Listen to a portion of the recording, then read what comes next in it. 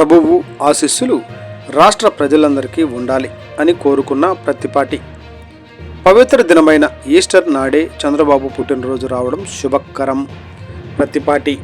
ప్రభువు ఆశీస్సులు కృపతో ప్రజలందరూ సుఖ సంతోషాలతో ఉండాలని, చంద్రబాబు పుట్టినరోజు నాడే ఈస్టర్ పండుగ రావడం శుభకరమని, ఈ శుభదినాన్ని ప్రజలందరూ సంతోషంగా జరుపుకోవాలని మాజీ మంత్రి శాసనసభ్యులు ప్రత్తిపాటి పుల్లారావు సూచించారు.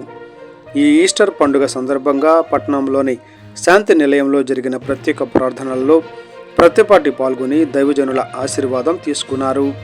పవిత్ర దినమైన ఈస్టర్ నాడు రాష్ట్ర ముఖ్యమంత్రి చంద్రబాబు నాయుడు జన్మదినం జరగడం ఎంతో సంతోషంగా ఉందన్న ప్రత్తిపాటి.